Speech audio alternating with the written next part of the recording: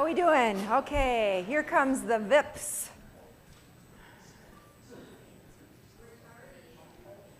That's okay. Everybody has to look at Joanne's Halloween outfit, her orange shoes and her orange necklace and her black dress. Either Halloween or DeKalb, one or the other. So, very good.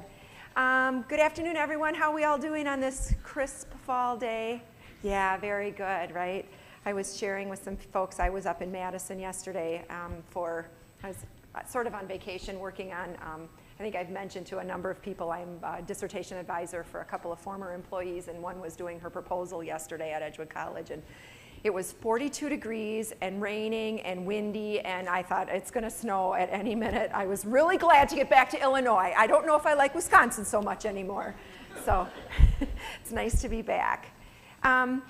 First off, this afternoon, we're just going to go over the board agenda a little bit, talk about some of the things we covered at the Board of Trustees meeting on Tuesday night. For those who were there, they were super excited that we got done in like an hour and a half. That was like record time because the month before it was like well after 9 before we got out of there, and this time it was just after 7. We did that for the Cubs fans who were in attendance because a lot of, Connie, are you cheering hard? Do you have a new Cubs shirt now that they're doing so well? You didn't buy a new one yet? Okay, well, I hear they're all over. Cindy told me they're at Kohl's. So anyway, gonna have to get some Cubs clothing to support the team. But anyway, so people were happy they got out early and could enjoy the evening. So it'll be probably a brief update because we just went quickly. But to start out, first of all, well, I guess I'm not gonna start out. I'm going to have Kevin start out because he started out the meeting as well. He shared with the board, I think I've mentioned in the past, but one of the things we're looking at in the college is we're looking at our technology. It really started when I had Donuts and Dialogue with the KCSS, and we talked about how people can continue to do their jobs with fewer people, and we started to talk about technology and looking at processes. So one of the things Kevin and a group of people have done is put together kind of a plan for what can we do to get more technology to help people do their jobs better and provide better service to our students. So Kevin did a preliminary proposal, and we'll bring it back to the November meeting, but he's just going to walk through the PowerPoint right now. There it is. Yeah, so this is all about kind of how we can work more efficiently and make people's jobs easier and more efficient so that they're not spending a lot of time moving paper from spot to spot to spot. So, so that's the whole idea behind it. And so there were sort of 3 areas that we wanted to focus on. And the first area is related to most of this is all about Ellucian. That's the product that we use up in student services and all over financial aid, HR. There isn't anybody who isn't affected by and uses the Ellucian system. So that's sort of where we started the focus on. And so talking about identifying the auditing, consulting, and training needs for the Ellucian modules and see if there was anything there. You know, we've had new people, we have new technologies that we've been using in there. So we just asked the questions, is it time to have someone come in and help us use what we already have more efficiently? And then the second part of that is, are there new products that we need, new Ellucian products that we need to help us do our jobs better, to help serve our students better? And so then, as long as we were looking at that, I suggested to Lori, maybe we can just add another bullet on here that would talk about things, that other software products that we need that have been in the budget and just haven't been able to be funded, that we've talked about for a long time. And so we were able to add this third one, which is identifying this other technology, which is, again, all aimed at improving efficiency, even though it might not be necessarily related to Ellucian directly. So the way that we started was to look at the different modules and ask the people who lead those modules whether they could benefit from any help from Ellucian. And so for the HR module, for the financial aid one, and business office, what they would like is what's called a full usage audit. And so what that is is the Ellucian experts will come in and they'll sort of watch you work, and they'll watch you go through your processes and how you use the system. And then they'll match that up to best practices that are out there, and so things that they're aware of and different ways to do it. And then I'll also provide some training for you so that you can maybe set the system up a little bit better, or use what you're do what you're doing, but do it better and more efficiently, and maybe learn some new things, different ways to do things that you might not even know. So for those 3 modules, they were talking about doing a full usage audit. That's on site. They come here for several days for each module, and it's pretty intensive from what we're told.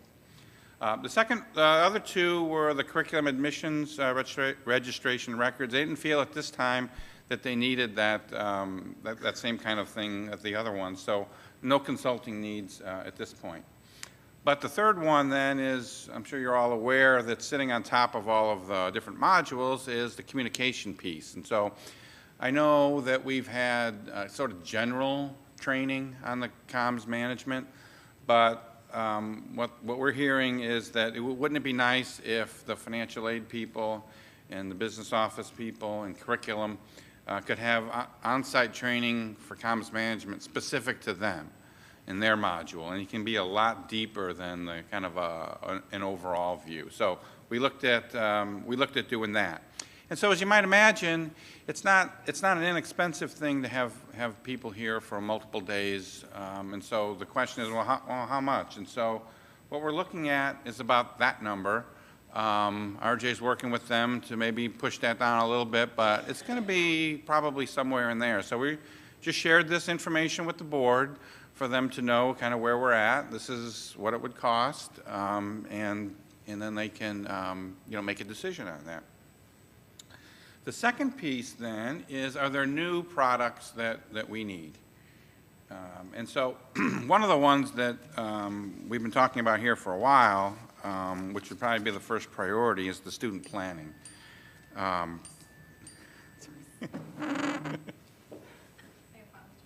No worries. And so student planning is about helping students create those academic pathways. I don't know how many, some of you are familiar with student planning, some of you aren't, but what it is, it's a module that helps, it's for students. And it helps them create their academic pathways. They can select a degree and it'll populate a course schedule for them. They can enter their own personal schedule and it'll fill it in around there. Electronic access to counselors. I mean, it's got a lot of different things in it that are good for us, good for the students. And so that made the list. Other things would be a couple self-service for financial aid and for finance. A different user interface, a much more user-friendly one that other institutions have and really like. It's a better way for the users to interact. But it also allows students to more easily see the awards that they have gotten, missing documents. For finance, students can create their own statements. They can see how their financial aid was specifically applied. So it gives them a lot of different information and helps them interact with the system and get the information they need, maybe without having to stop up to visit or make that phone call or send that email. I mean, they can just do it themselves and free us up to do what we need to do. The other one would be, and I think it's probably fair to say, of the modules, probably the HR module is probably the least developed of the ones. And so there's quite a few things here. For people who fill out their timesheets, there's a way to do that electronically and not using paper, called web time entry. More efficient ways for you to get your pay advices and your automated leave requests, direct deposit if you need to update that information. It can be done a lot quicker without calling or emailing anybody. W-2s and 1095-Cs. The other thing that's possible to do is to, right now, the benefit information isn't really in the system as efficiently as it could be in terms of insurance, medical, dental, all that kind of stuff. So there's better ways that the system can handle that and allow HR and you better access to the benefits that you have. So that was a big one too. The other thing is, many of you are familiar with workflows. Maybe you've used them. Maybe we do use them here. to some extent, but maybe you've been somewhere else. It's just a way to design processes and workflows that move electronic work from person to person, so you're not emailing or having to put it in one of those interoffice envelopes and move it or walk it over. Just a more efficient way to design a process that can move electronically. And then the last piece is becoming more and more important, and that's what's called a parent portal, which would allow students to give their parents the ability to see their information, and it will allow us to communicate directly with the parent if the student chooses to do that. And right now it's kind of more of a convoluted process for that to happen with forms and so forth. And so this would be a lot cleaner way to do it.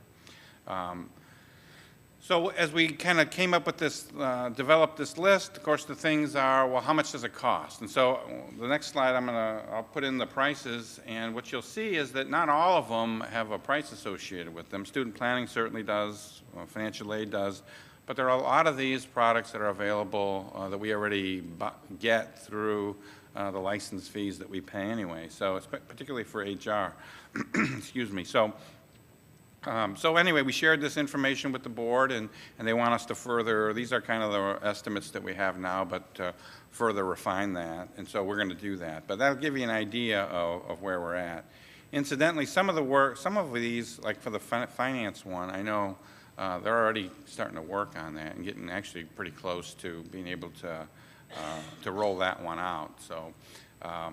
But anyway, so that's kind of where we're at with the different Ellucian products. And then real quickly, and then I was just going to tell you, when we originally bought the DataTel system, we issued a funding bond to pay for that. And so we're kind of looking to see if there are excess revenue in that account that we haven't spent yet. And if there is, can it be used to pay for any of this? There's a question as to whether it can or can't. So we need to get the answer for that. So that's where we're at with Ellucian things. And then I'll just go through these pretty quickly. Identifying other products, so there are some that could help efficiencies as well, right? So digital imaging is a big one. Right now we use OnBase, so the question is that the appropriate one for us? Should we move to ImageNow, which is another one that integrates pretty well with Ellucian? Maybe expand digital imaging up to the business office, again, workflows. And then train staff. You know, we've had new people come on in the last few years and so getting them to understand how to use the system to its best would be probably a good thing. And then instead of students submitting paper forms that we digitize, we can actually have e-form software where they can just fill that out electronically, and it'll move right into the to whatever we have OnBase or ImageNow. So that would be a way to cut down shuffling that paper again, because I know people do that and they print them off and then they move them and they give them to another person, and that all takes time. In the instructional areas, I know assessment software has been something that's been in and out of the budget for a couple of years, and so I think it's time to kind of take a look and see what that would cost and see if we can do that. The other thing that's been asked for, I've noticed in there, was the plagiarism software, just a better way for instructors to find out if students are inappropriately borrowing passages and so forth from other people's work. So we wouldn't want that. And then some other things like Office 365 and a better password recovery system, a single sign-on, a true single sign-on. Right now, the way we do transcripts is a manual process, takes a lot of time, staff time to do that. By the way, we get a lot of transcript requests here. I think the number that I was told was something like 5,000. It's a lot of transcript requests. And so if we could automate that, think about the amount of time that's going to save. And then appointment software, that's been in and out of the budget. This would allow students to schedule their own appointments in testing and up in counseling. And then student discipline software allows us to track that and also maybe get student complaints in there as well. That's a pretty big deal right now with the HLC, the whole student complaints and how do you gather them and where do you store them and how do you follow up on those. So And then the last one here would be, I know we're still using the Scantrons for feedback inside the classrooms, and maybe it's time to look at automating that process as well. So those are just some of the ones that we were talking about, non-Ellucian products. What are the next steps? Well, we'd like to move forward with the audits and consulting. We'd need the board to agree to that, and so we shared that prices with them. We still need to confirm and develop an implementation timeline, because there's the out-of-pocket cost for these systems for Ellucian, but there's also the implementation. And so scheduling those and making sure that staff are available for that, to do that, we need to make sure everything's not happening all at once. And then we need to get a firm pricing for the non-Ellucian products that we rolled through here. And then we committed to the board that we'd come back in November and kind of more specifically update them on where we're at. And so anyway, I shared that with the board. I'm sharing that with you just so you know where we're at and what we're thinking. And as we get more information on this, we will certainly share it with you. So. Okay, good. So Kevin, just a question. The committee that you're working with, if someone has thoughts, feedback, ideas, who would they funnel those to? That is a good question. I'm shuffling paper right now to find that. Where is it? Here it is. So we've got RJ's on there. RJ was on that. Essentially the module leaders with some IT people. So Dawn, Beth Young, Dawn Warning, Beth Young, Michelle Rothmeyer, Cynthia Stone-Cipher, and Eric was on there, but we'll get new HR representation. Or me, so if you've got any ideas, shoot those to one of those people. Please. Some of these things are, nice to haves, I guess, and certainly would help with efficiencies. And some of these things, folks, we're just behind. Automation of transcript requests, colleges have been doing that for probably 15 years. I think there's very few who are like us anymore, who are not automating those requests. It's not only, it's just really efficient for customers. For those of us who've requested transcripts to be sent somewhere, recently we know that most colleges, in fact, I don't know of any college that I've worked with or done business with lately that doesn't have automation. So, except I think NIU. Now that I say that, I don't think NIU is automated, but most really are. So some of these are just really good things for us to be doing, and it's really just good customer service. The student behavior that Kevin talked about, Maxient is probably the most common, if any of you have heard of, but it really does help us. It's a benefit to all of us to track incidents with students, and so we can see if there's patterns and histories as we have code of conduct and other kinds of issues. So some of these are just things that we should be doing as a college, and we're looking forward to seeing how we can move a lot of these projects forward. Yes, Kira?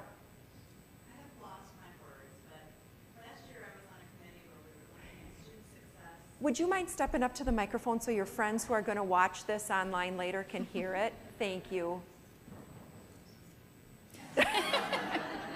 Smile. So last year I was on a committee where we were looking at a software to track student issues. Thank you. I knew I lost my words. The early alert system. And I know Ellucian had an early alert system. I don't think it was very fiscally responsible maybe, but I mean, everything you were talking about there, it seems like maybe we could, I don't know if there's still another committee looking at that, but is that something that is also still being looked at? We'll definitely put that back on the list. I think we're trying the homegrown one that we're using for Trio right now. Savannah, I know I saw you in here. There you are.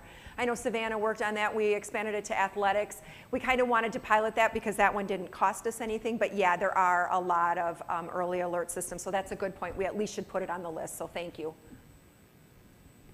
Okay. Nice picture. Hi, good afternoon. So Lori, this week is Lori's official 9-month anniversary here at the college, and I think we can all say in the 9 months that she's been here, the communication channels on this campus have gone through the roof. A lot of things have been implemented to increase the communication across the entire campus, and a couple weeks ago we launched a new one with the President's Perspective. We started a blog.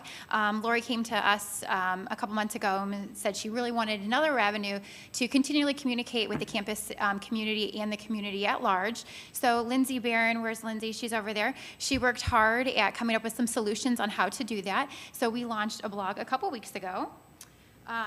There's a couple ways that you can get to the blog. It is on, oh, they're wrong way. On the About, on every page of the website, down at the bottom, there's the President's Perspective. And then also on the President's homepage on the website. So if you click President's Perspective, click it. Oh, it's gone. So there is a blog, and it's just going to be a way to just share, again, information on what Lori's doing, things that are happening here at the campus.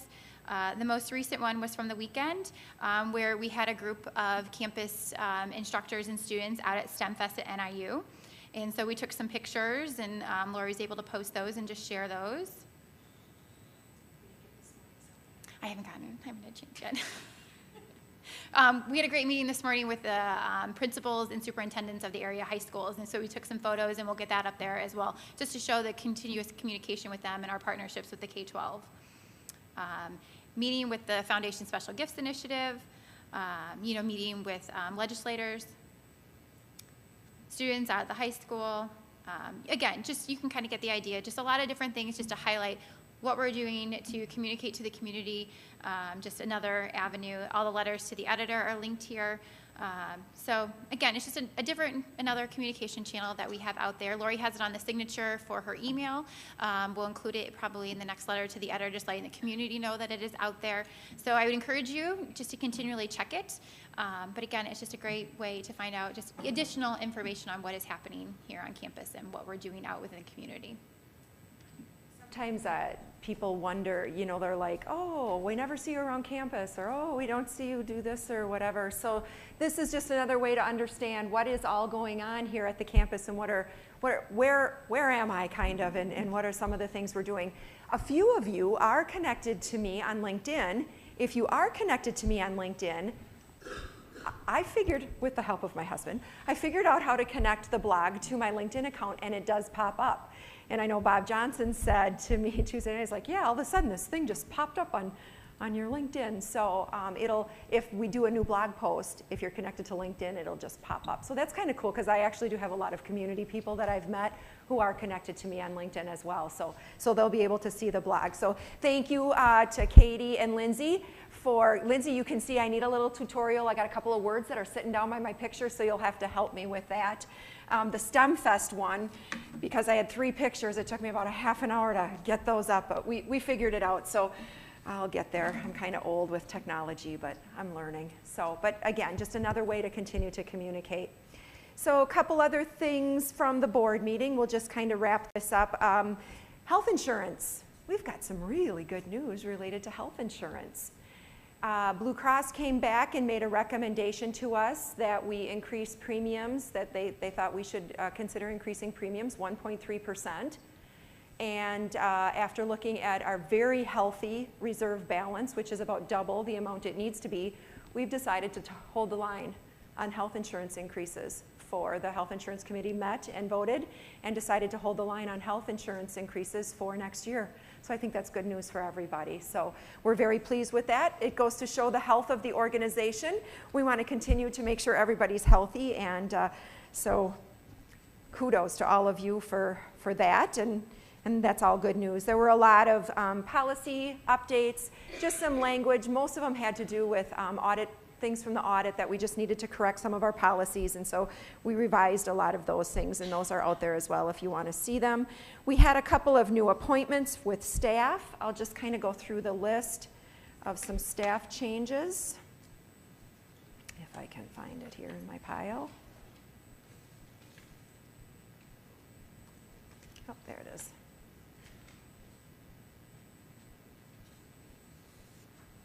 Okay.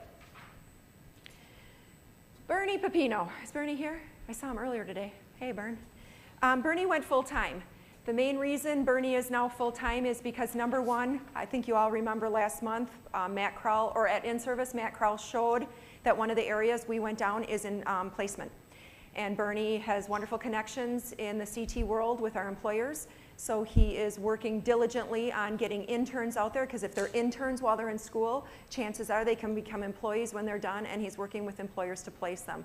So saw a need at the college, and so now we have Bernie on our campus full time. So thank you, Bernie, for stepping up. Joanne Kantner, in her new role, was on there. And then our new HR executive director, who will start on the 24th.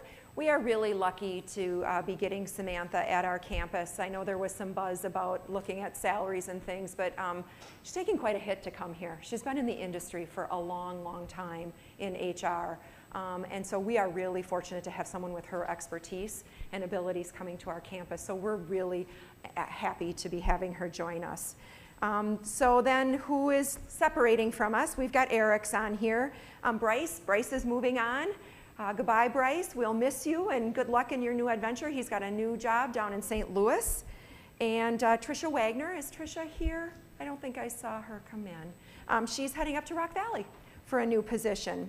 And then we also had some other people who had some status changes. Tony Gabriel has left the organization, Brian Perkins, Adam Helgenson, Kevin Braden, Robert Carr, and Nicholas DeClerc. They have all resigned from the organization. Oh, I apologize. Okay, correct me. Which ones did I mess up? Adam and Brian. Why do they say, oh, it just says changes. Sorry, I humbly apologize. Okay, so Adam and Brian are just going to new positions. Congratulations to them. Yay.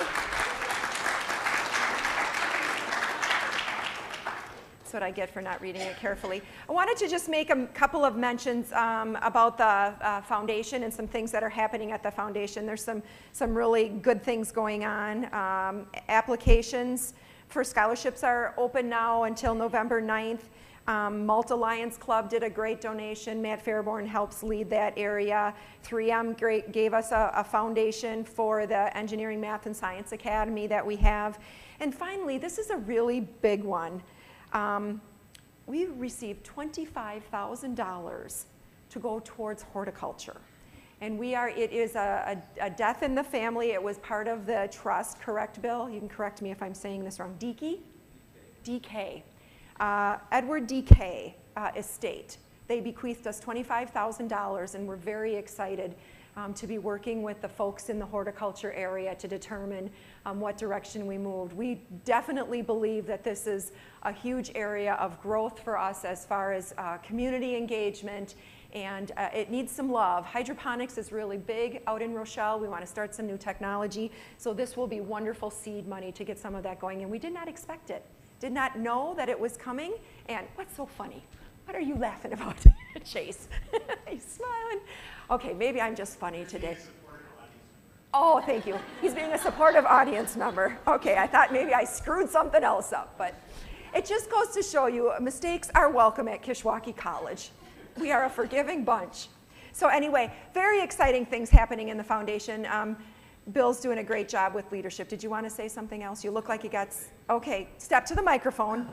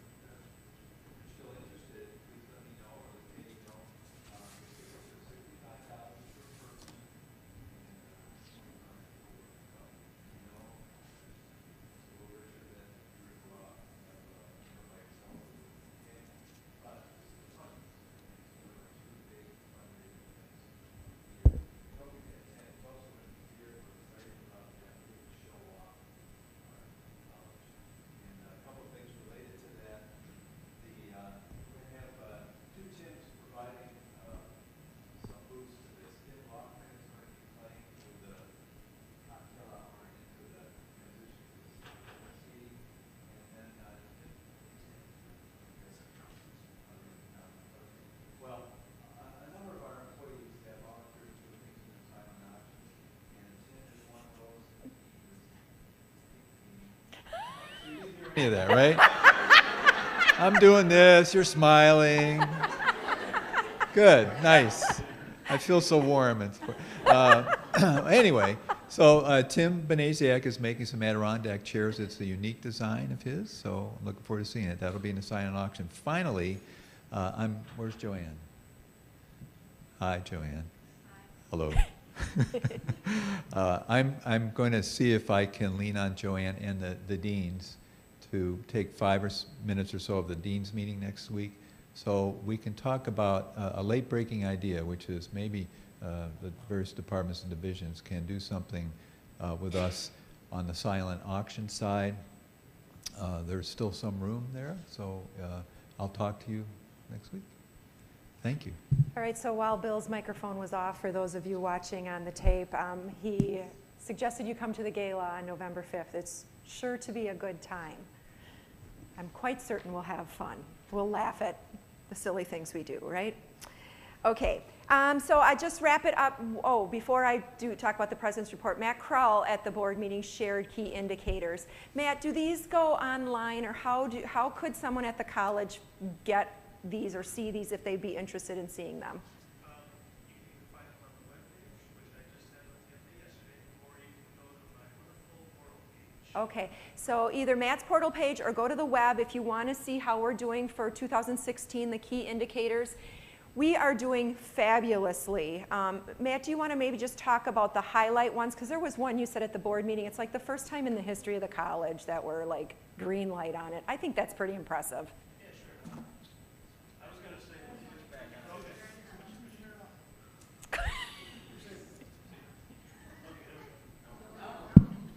okay. This is why I just want to stay sitting in my chair. Okay. So yeah, the key indicators, like I said before, you can go out to my portal page. It's there. Just had it updated on the, like I say, on my web page. The easiest way to get to my web page, by the way, I was asked by administrators, just type research into the search box, and nothing against the layout, Katie, but just type research into the search box and the first hit that comes up. It's way easier. And but yes, there were several changes that occurred. A couple of them are still in the red. Enrollment, we know it's based on FY16. It was lower than what we had budgeted for. Student remediation continues to be a battle and a half that the college faces, but is a good news piece. One of the things that was for the first time ever, and I was referencing Kevin on this, at least ever in the time that I've been running these statistics, the fall-to-fall persistence, the proportion of students who were here in 2015 who are here today, for the first time in probably conceivably 15 some years or whatever, the college is above the national median for students that held on to. So that's definitely... That is awesome. That is a kudos to everybody. Yep. Yes. And yeah, it was good. If you look at the key indicators, have any questions, you know where I am. Great. Lots of green lights this time, so it's very nice to see how we're moving forward. And that moving the needle on persistence, I mean, that is a huge indicator for enrollment as well. It's so much easier to keep our students than to find new students, and it's so important to keep our students. One of the things I shared at the board meeting is as you start to look at cohort default rates and you start to look at who defaults on student loans, 80-some%, it's either 84 or 86% of people who default on their student loans are people who did not complete their degree. So it's so important for all of us to really help people achieve their educational goals and finish here, and it really does take everybody. When you look at a lot of national studies on retention and persistence, and I know I've talked about this over the past probably 10 months now that you've known me, even though I've only been here for 9, I talk a lot about the impact of faculty in this persistence and retention. And I think it is so important that we recognize and give credit to those people who see those students every single day, and they are the reason that students come back primarily. There's lots of reasons. Yes, we all do good work in support, in supporting our students, but it's no doubt it's what happens in that classroom every single day that really impacts those students coming back. So thank you to faculty for all you do for our students. It's so important. So I just want to do a couple of highlights, and then we just got a couple other things, and we'll be wrapped up here. So the bookstore is offering a new service to students. It's a textbook swap, which allows students to buy and sell their own textbooks to other Kishwaukee College students. So that's a real good cost-effective way for students to be able to link and find available resources. Kevin and Matt presented data out to Rochelle High School on some remediation work that they've been doing to try in relation to dual credit, trying to help students be career and college ready. As Katie mentioned, we had the K-12 administrators breakfast this morning, and we talked a lot about this kind of stuff and how we're going to continue to do more of it. Matt joined us for the conversation. It was really good looking at the data and statistics, and they want to improve. They want to make it better. They want their students to do well when they get here. So I think there's going to be a lot more things coming down the pipe in how we work with our high schools. Leslie attended the Visiting Angels Parkinson's, raise your hand, group meeting at the DeKalb County Senior Center and spoke to the group about the benefits of massage therapy to those with Parkinson's. Prenevalon Ellis, sociology, was appointed to the DeKalb County Homeless Shelter, Hope Haven Board of Directors. Commission on Accreditation of Allied Health Programs voted to award initial accreditation to the EMS paramedic program at the college. The initial accreditation status will expire in September of 2021. Will we be here? How many years is that? Mary, maybe not. Mary Rudzinski, dual credit coordinator. Mary, are you? Yep, there you are, back there by Bernie. Was invited as a participant on a panel presented during the ICCB Forum on Excellence, held in September down in Bloomington. Tricia Wagner has been invited to join ICCB Adult Education Advisory Board. I guess she'll serve in that capacity from Rock Valley. And we talked last time about the CRT department being in the top 20 technical schools nationwide for their CRT program. And later in October, we still haven't heard yet, right? Okay, so we'll hang on and wait to hear about that one. Our enrollments are kind of flat. We're down just a hair right now, but I think we've still got some math enrollments to figure out. Is that correct, Michelle? Will that impact that at all, or no? It will next semester. Okay, so we're down just a hair in credit, but I'm confident that we're going to regroup on that, and we're going to be all right on our enrollments. Everybody's working really hard on that, and we're doing some good things. Bill and I met with Tom Demmer. He was at a meeting in Chicago, and on his way back to his office, he stopped here, Representative Demmer, and we had a really good conversation about how does the money look, what's going on right now. It's not awful. Everyone get a crystal ball and we'll see, how it looks. But he thinks we might get more money in the spring. It's hard to say at this point. He said probably our best chance is during the lame duck session, right in the beginning of January, before the new people come in, so that are elected in November. So we'll see. There might be an opportunity. We had a good conversation about the population that we serve in the community colleges. I don't know if you've heard, but I hear this from Bob Pritchard too. There's a lot of chatter right now in the state of Illinois about funding K-12s and being able to equalize the funding for all districts, especially for those districts that have hard to serve populations or just need more intensive services, more expensive to serve. And we talked to Tom about the fact that that's community colleges in the state of Illinois as well, that while we serve all, we tend to have more of the harder to serve because we have an open door policy. And so if they're treating K-12s like that, why aren't they treating community colleges like that and saying, hey, you need more resources? And he said, gee, no one's ever talked about that before. So it's like, okay, so we've got to hook onto this K-12 wave that's going on right now and talk about the resources we need to really be able to serve our students. And we asked, what are some things that we could do to help support his work and get more resources and get the conversation going about higher education. Bob Pritchard had told me earlier in the month when I met with him that we're not really even being talked about down in Springfield. They're not in Springfield, but we're not even really being talked about a whole lot right now. And Tom said two things to really focus on: our K-12 partnerships and our business partnerships. Those are the buzzes right now. Those are the things that are getting some momentum in Springfield. So we're going to continue to really go out and speak to that, put it on the blog, get the information out, really be talking about how we're working with our K-12s, how we're working with our business partners. Those are going to be the important things to help us continue to get some funding to support our college. We were asked to be a part of, there is a major tire manufacturer that's looking at coming possibly into Northern Illinois.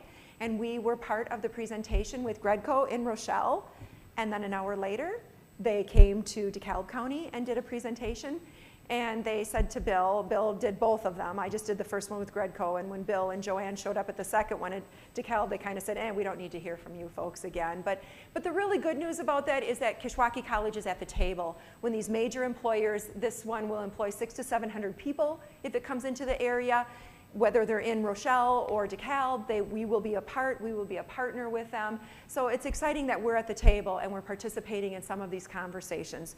So that was really good stuff. I've had the opportunity to be out with a lot of high school groups lately, these leadership classes, and talking with the young people who are considering their options, and I find that really energizing. They are our future.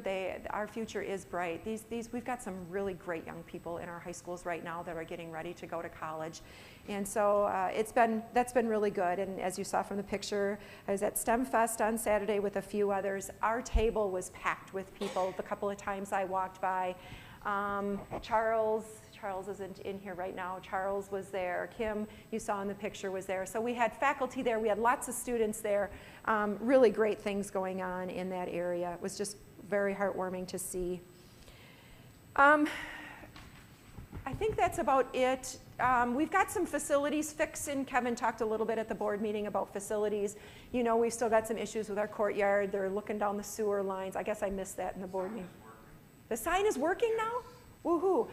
I can't tell you how many people, when I'd be in town, would go like, what's wrong with your sign? I'm like, oh, what's wrong with our sign?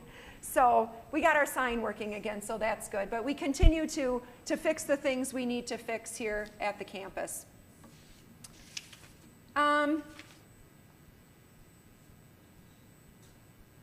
There's two other things we're going to talk about, and then we're going to spend a few minutes. These are quick updates, and then we're going to talk a few minutes about sharing some more good news, and then we'll let you.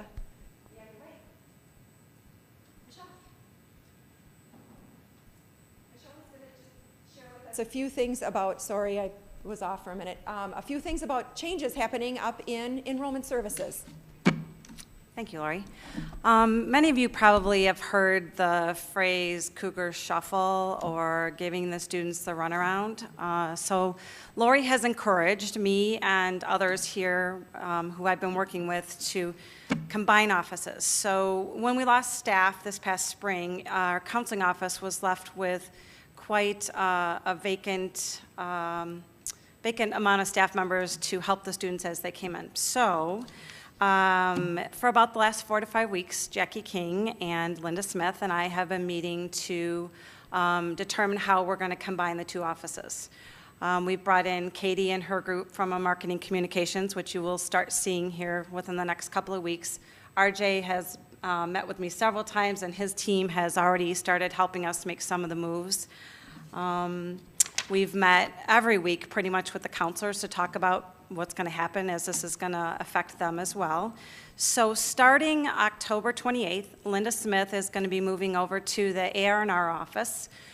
She'll sit at one of the desks, and it will become the enrollment services office. We're going to start answering the phone that way beginning that day. We will still be working with things. The one thing, with Jackie and Linda and I meeting, I was kind of like, well, maybe we should wait till December. And they're like, nope, let's just do it. We're going to get in, we're going to buckle down, and we're going to get through it. So we're going to move Linda, and in the enrollment services office, you're going to be able to get admissions, counseling, records, registration, and check-in for the Dean of Students. We hope in phase 2 to be able to help the students with basic financial aid questions. Cindy and I have already kind of talked about there will be basic things. It'll be called a one-stop, where the students can call us or stop in and get everything they need from us to get enrolled. We also will be working with Best Office to be able to help them pay for their courses online. We have many computers out in the lobby. They'll be able to do things if they have questions, and stop the Cougar Shuffle. We will only shuffle them if they need to go to the certain offices for specific questions that are out of our realm. There's going to be 8 staff members involved in the One Stop. We'll be rotating. We actually just put a schedule together today. We're going to try to work to make sure that we have one person that is trained to be able to answer all questions that are asked of in the One Stop. When you call the counseling office or you call the AR&R office for right now, the phones are going to be forwarded eventually. Once we get through this a little bit more, we'll have the phone number combined and we'll only have one phone line coming in. And it will be for enrollment services for a student to get questions answered and taken care of. The marketing office for right now, we're going to do a temporary signage change, which it'll be pull-up banners in front of the offices. And the pull-up banners will explain what the student will be able to get for service in those offices. As part of this change, with our counseling office, we are going to be taking the counseling reception and turn that into what's called a counseling lab. Students will be able to come there to get quick questions answered by a counselor, and a student worker will be there to help with anything in Kish SOS, anything that they might need that a student worker can help with. And it'll be called the advising lab. The walk-ins that we used to have will no longer be available. We'll have the advising lab for quick questions, and on the pull-up banner, it's going to explain what we can go over with them. And then we'll have also appointments with counselors. If the walk-in lab looks like it's going to be something that's a little bit more detailed than a quick question, the student worker will be there to help get the student signed up with a counselor at the next available appointment. We are filling the positions. We're working right now to get the counselor positions. As many of you know, we have a couple of vacancies. We have a position out there right now for a temporary full-time counselor to get us through the end of June of next year. And we also have an intern that's been with us for over a year. She's going to help out in the advising lab and kind of help staff through that. During the peak periods, we'll have more than one counselor in that advising lab, as students will show up and we will have to provide services to them. The counselors have been working this through with me along the way, and we're going to give it a try. So we're hoping, I guess, the one thing I want to say is, Lori, thank you for challenging us to look at how we provide services in a different way. And Jackie and Linda, just for coming along with me and saying, okay, we can do this and we're going to move forward. Jenny's been involved from the testing aspect, because we do set up all the testing for students as well. And really, the whole enrollment services team, it's going to be different. And I know that there are many people that are wondering how we're going to make this happen, but we are going to do it, and the Cougar Shuffle is going to be gone. So does anybody have any questions? You will see things coming out on the portal. All of the cabinet members and the senior leadership got the layout of what's going to be happening, and they can share it with you. We can come to your staff meetings if you want to go over things. And if you have questions, or if you see that there's something that's not going right, please let us know. We're going to just go live with it and see what happens from there. Any questions? All right, thank you. Thanks to Student Services for giving this a whirl. This was back in 2007 when I became the VP of Student Services. This was one of the first assignments I was given, make a one-stop. And I'm telling you, it was the best thing we did. Was it a little, were there bumps? There were bumps, but students weren't getting the runaround anymore. They had one place to go to get their questions answered, and it really is a great service to our students, and it just helps us efficiently use staff. So we'll get there. Another piece of this there's two more pieces that I just want to comment on. Students will be assigned to counselors in the very near future. We've just been trying to work out some of the kinks and bumps and figure out how we're going to do this, and the team has been great in working with us, so we're almost there. But that is feedback we've heard over and over. Students have to know who their counselor is, so we're still trying to work that out. It's not going as smooth as I would like. I'd like to be able to say these students have this counselor based on like a career pathway or something, but it's not going as clearly as I would like it to. So that's why there's been a little delay, and that's why some of the vacancies have occurred, because we really didn't want to bring in people until we had this figured out. But we're getting closer, and it'll get better. The other thing that we're really pushing, and the technology is part of it, is this idea of self-help, that students aren't always told, if you want an answer, come in and talk to somebody. No, how about we make it so that you can access that information on the web? So one of the things we're working on, and I'm not sure where we're at, is the chat, that we're going to do instant messaging chat. Wonderful. So I know that's moving along. We'll have that up in enrollment. Eventually we'll have that in financial aid. We're going to look at so that you can just chat with someone. I mean, most businesses, you go on to almost any business online anymore, and the box pops up or whatever. There's chat everywhere. That's what young people want. They want the technology. They want self-service. They don't want to have to come in and get the service. Another thing that Michelle didn't mention, but effective with spring semester, is there's no longer a mandatory counseling appointment for first-time, full-time students. That's a big change too.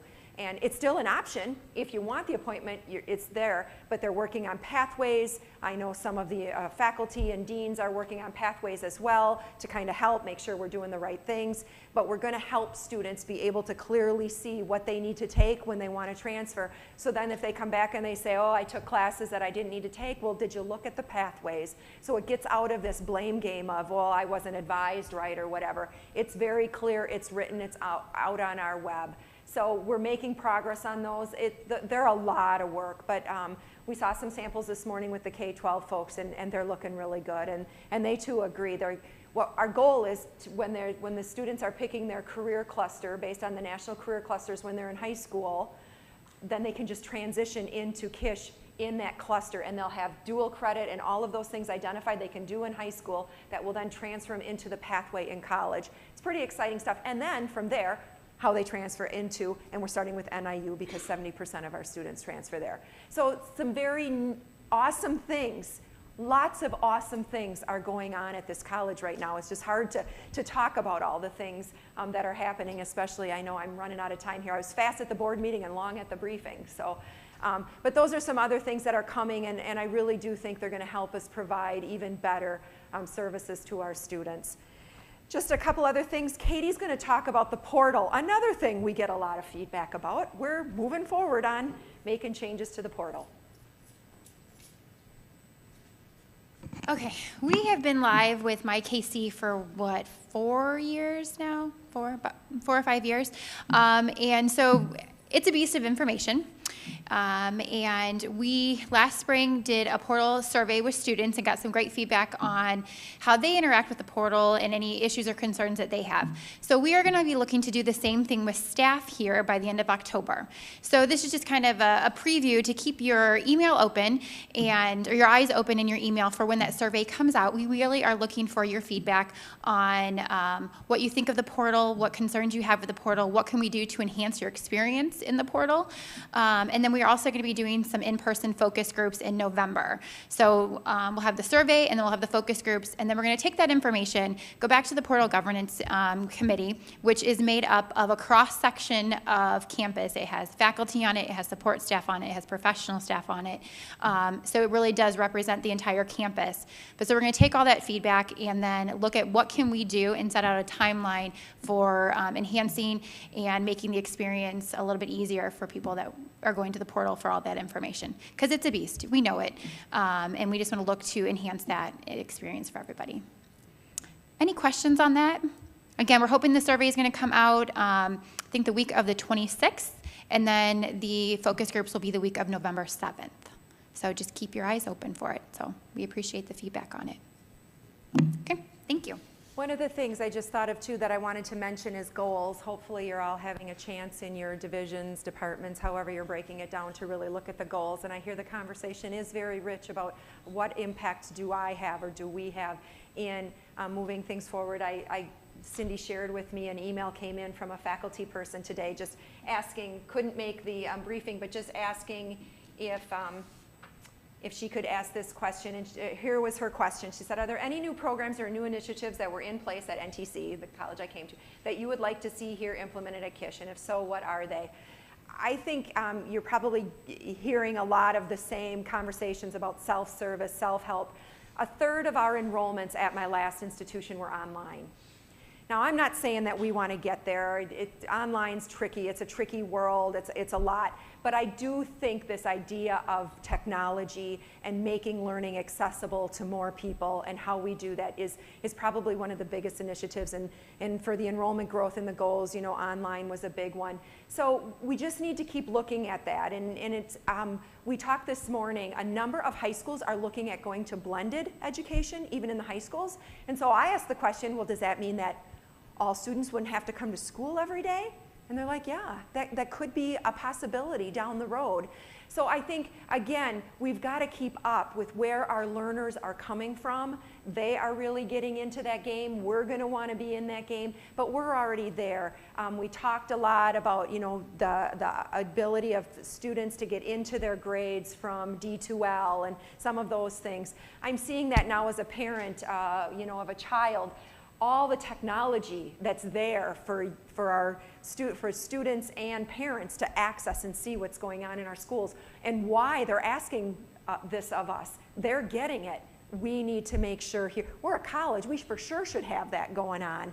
So I would say that's going to be the first initiative. Let's get our processes, let's get our services for students, let's get our technology moving. And I think we're all going there, and I think there are so many amazing things happening at this college. Bob Hammond gives me a really hard time after the board meetings. He says I'm way too positive. But I think this is, he says, you just keep saying the same things, but it's true. We're moving in a good direction, folks. I do believe it. I know there's a lot of other people who are there and believing it as well. And if we're not, I say it over and over, the door is open for you to express what's not working well or what isn't going the right way. The door is always open to be hearing those things. So, and that's the only way we're going to continue to move forward, is that if we share our concerns, we share our ideas, and we do this as a team. And we're going to get there. Kish, we're going to, a couple of years, we're going to be applying for tons of awards, and we're going to get them all, because we're going to be just like rocking.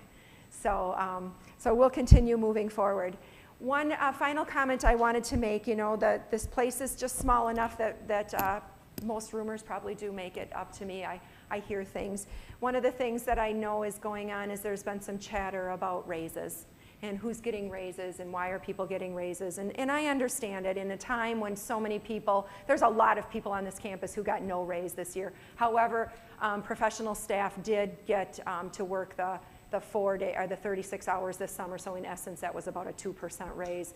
But I understand it, and met with KCEA leadership this month, and we talked a lot about what's going on, shared, and I'm sure they shared it with the rest of the faculty regarding why some of the decisions have been made and why we're making them. And I know it's hard, but I just want all of you to know that I'm with you, and I'm helping the board to understand why it's so important that we continue to compensate people fairly. And we're looking at studies to look at compensation, and trust that at some day, at some point at the end of the day, we just have to trust that we're making the right decisions to make this a good institution and move it forward.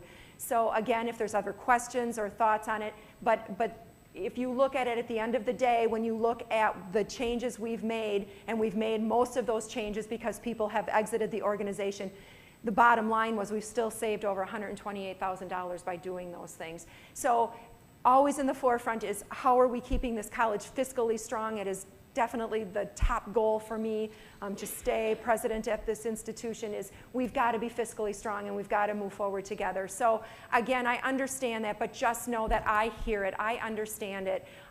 There are some things that we just have to do to make sure we keep people in this organization and that we keep them justly compensated. So there will be some decisions that people won't understand, but just hope that you recognize that we are trying to do what's in the best interest of Kish going forward, and I'm there with you. I want everybody to feel like they're justly compensated for the job they do.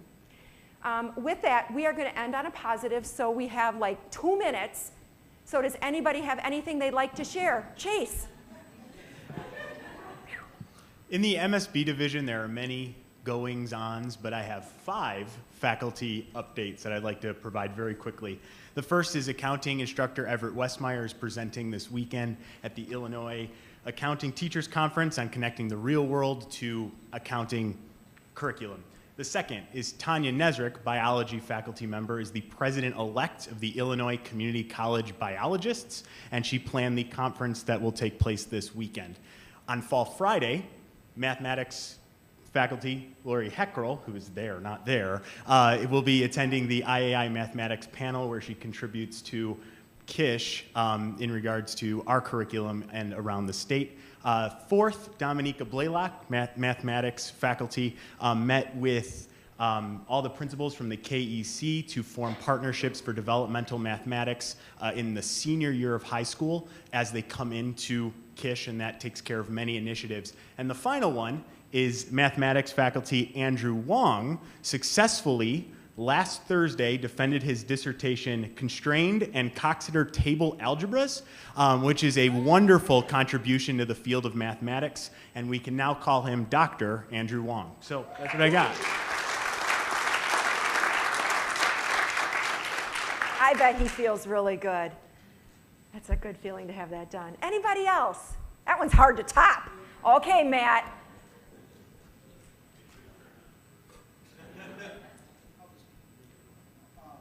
So to follow up with Chase, we actually did have Janet Gallagher and David Click also participated in the IAI panels for computer science and agriculture.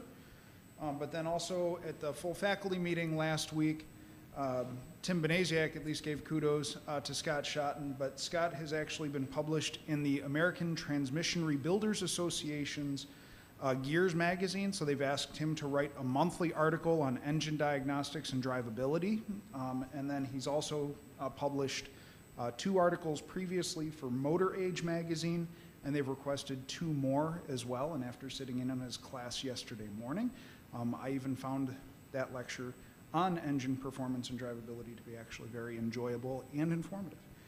On Tuesday, we had our AWS accreditation site visit, so that's the American Welding Society, and they announced that we will be receiving our accreditation documentation for that in the next 2 to 3 weeks.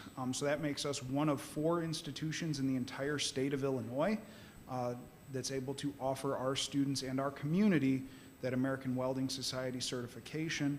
And then while they were here, they also asked Zachary Kacha to serve on the national AWS D9, which is the sheet metal fabrication standards panel.